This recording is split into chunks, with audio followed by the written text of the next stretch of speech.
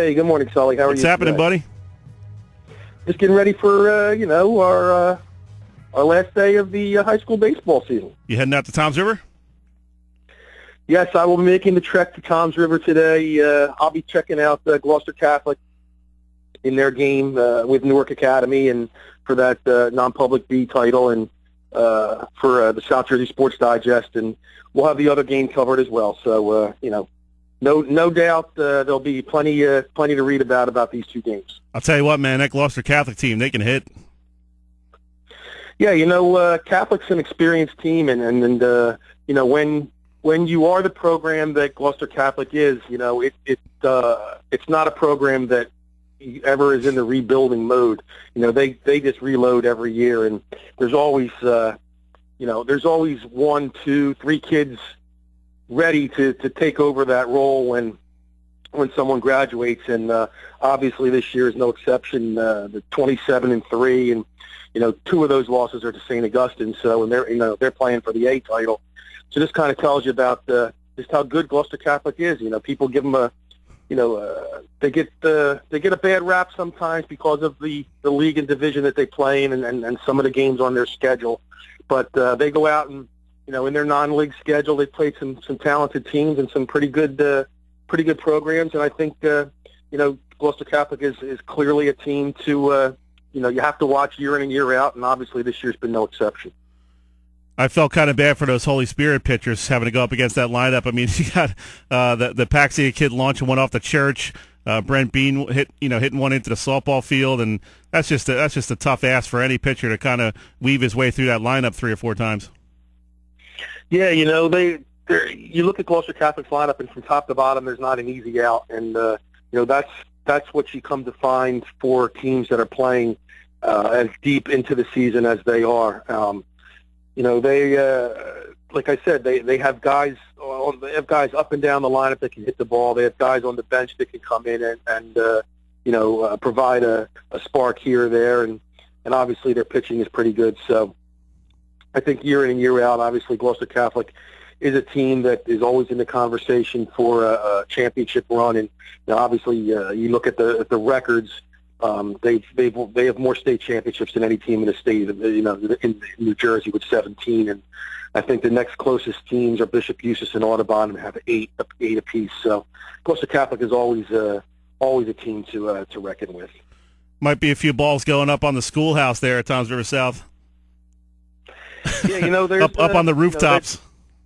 It's a possibility. I think of if memory serves me right, of the 3 sites in Toms River today that they'll play state championship games, I think South might be the smallest of the 3 fields. And yeah, it's kind of a weird field. They have the school jutting out into right center field there.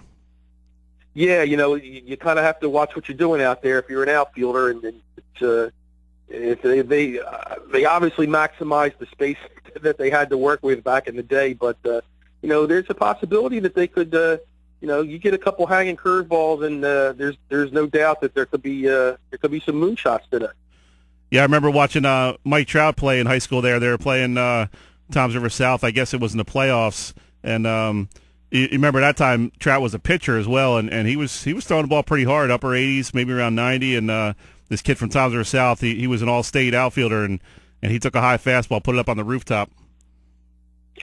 Yeah, it's you get there and you take a look, and maybe as a hitter your eyes kind of maybe get a little bit bigger, but I think you look at Gloucester Catholic, they're going to attack and try to manufacture runs the best way they can, and then not really have to rely on the long ball. But if that happens, so be it. But like I said, with the lineup that they have and the guys that they have coming up, it's obviously a situation where if the guy in front, if you can't get it done, the guy behind you is equally as talented to kind of step up for you. So I think the Rams will be in good shape today as long as they maintain their composure and don't let things slip away, get away from them.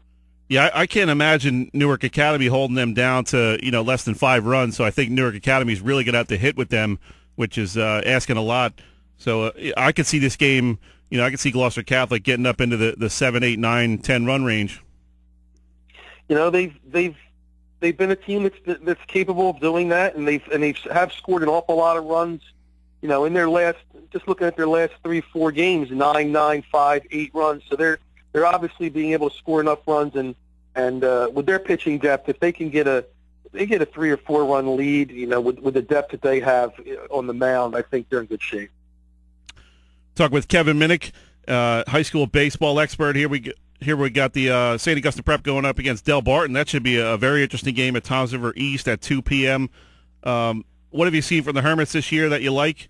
And obviously Del Barton's playing well. We talked to Coach Mike Bailone earlier in the show, and he was saying how, you know, this team's playing some real good baseball this time, so definitely going to be a challenge for St. Augustine. Yeah, you know, you wouldn't expect it to be anything less at this point. You know, I think in most cases, you know, you're looking at games that should be very competitive and very clean for the most part, I would think. And, you know, the thing I like about St. Augustine the most is that, and we've talked about it in the past, just in general, is that, you know, Mike Bailone has talked pretty much all year long whenever you speak to him after a game on how young his team is. And to me, you know, and we've said it before, that at this point, youth is just it's just a number. And these kids may only be sophomores or juniors, but they're experienced players. Obviously, St. Augustine has played itself a terrific schedule and has played a number of very, very good baseball teams and found ways to win. And obviously, they've lost a couple along the way, but here's a team with young guys that are, you know, if you think about it, they're really not afraid, and the moment is upon them, and I don't think the moment's too big for them. I think the moment is fine, and you know, you have a team that maybe at the beginning of the season, and talking to Mike, that, you know, maybe he didn't really know what he had. He knew he had a lot of talented kids, but they were young kids and maybe not varsity experienced kids, but, you know, we're playing. This is the last day of the season, and you're not a sophomore anymore, and you're not a junior anymore, and you know, like I said, I don't think the moment's too big for them. I think, you know, as long as they can, in the same way Gloucester Catholic, you have to go with what got you there. You have to maintain your poise. You can't get too excited. You kind of just have to play the game. I know that's difficult for a lot of people to understand, and it's obviously difficult to understand if you're not in their shoes, but I think, you know, St. Augustine maintains its poise, gets the pitching that it needs. I think the bats will be fine, and you know, there's no reason why they can't win that game. Obviously, Del Barton's coming in as a hot team, and you know, has beaten some quality opponents. But you know, let's not have a North Jersey bias here. You know, South Jersey baseball is pretty good, and St. Augustine's played its games against its fair share of quality competition as well. So I obviously give St. Augustine every chance in the world to win the game. Yeah, Kevin, you mentioned some of these younger guys, but like you said, a lot of varsity experience, maybe in other sports as well. A guy like Joe Bonchak played varsity football all year last year, and him and Cole Vanderslice were part of those Atlantic Shore Babe Ruth teams that went to World Series. And even a guy like Elfrith, you know, he's got older brothers that have been around this program. So a lot of these guys, while they may only have one season of varsity baseball under their belt, it's still a 30-game season. So, you know, they're 24-6 right now. So even if you're a sophomore, you're 30 games in. You know, that's a lot of games, and combined with all the summer and fall games these guys play, they're, like you said, they're ready to go. Yeah, they're ready to go, and you know, you throw in the fact that a lot of these guys are playing at various levels of travel ball and various, you know, perfect game and this and that. So, you know, they're it's not like 20 years ago where, you know, the state final was all-inspiring, a big-time thing where, you know, you can get caught up in the moment and, you know, maybe nerves take over a little bit. I don't see that anymore. I think these kids have played enough big games that, you know, in a way, this is just, even though it's not just another game, you got to play it like it's just another game. And I think that experience, you know, that these kids have will serve them well. And I'll take my chances any day with a kid like Kevin Acey. I mean, he's got the size. He's about 6'2", 200 pounds. Throws hard, good breaking ball, good composure on the mound. I mean, if you're in a state final, that's the kind of kid you want out there on the bump. Yeah, and he's the kind of kid, I think, you know, I don't know him all that well, but I've talked to him a few times in that, you know, I don't think you're never going to really see a lot of emotion out of him, and he doesn't really say a whole lot to begin with as it is. And if he can do a lot of damage offensively and on the mound, like you said. And he's going to go to Penn, and obviously it came down to Penn and Duke for him. So the kid's a talented player, and he's one that if he keeps his emotions in check like he always seems to do, I think they'll be fine. And they're gonna get excited. They're gonna jump up and down when they get a couple guys on, or when they score a run or make a nice defensive play. But I think Kevin Acee is the perfect kid to have on the mound for them today, because he doesn't get emotional, and he really kind of maintains his poise, and that's what you need in a game like this. Yeah, he strikes me as the kind of kid, the old man could hook him up with a brand new car for his 17th birthday, and he'd be like, "Thanks, Dad. Cool." He's got that kind of temperament. Yeah, and I don't know if Dad's going to buy him a new car, but I'm sure he'd be fine with a used.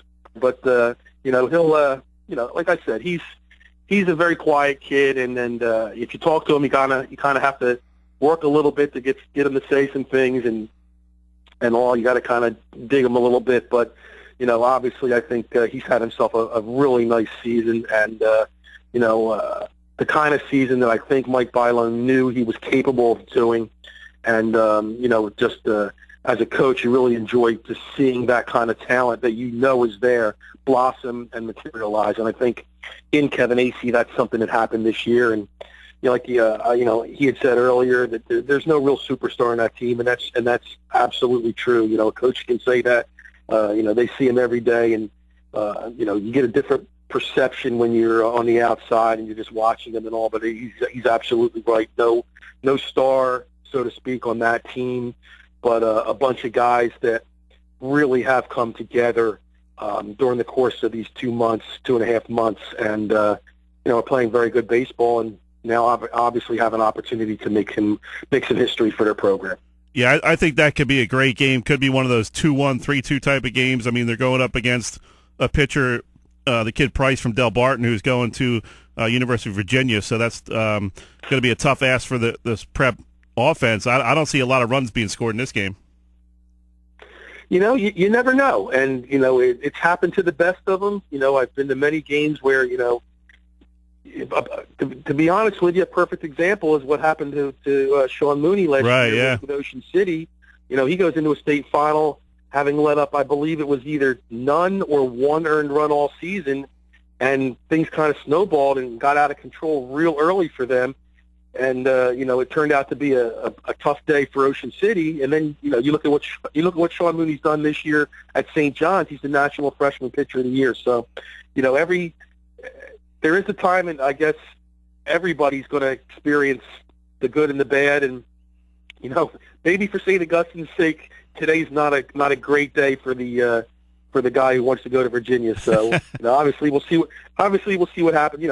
You don't openly root for teams, but when you follow teams all year long and they're the last ones standing, and you've covered them and all, it sure does make for a much better post game when you're talking to a team with a Gatorade bath than a team that's got tears in their eyes and kind of wonders what happened.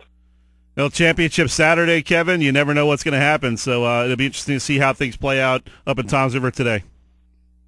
Yeah, one way or another, I think it's going to be exciting, and I think obviously both teams, Gloucester Catholic and St. Augustine, are going to leave it all on the field because there's no reason not to. So I think you're going to see the best effort from both teams, and if they win, that's great, and if not, they tip their hat to the other team. They just weren't.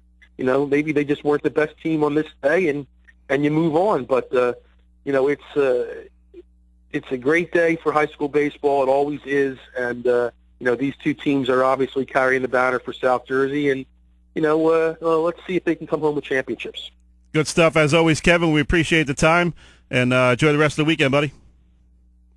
You too, Sully. Have enjoy this weather because it's not going to rain. Awesome. Thanks, bud. All right, take it easy. That was Kevin Minnick, South Jersey baseball expert. We always enjoy his take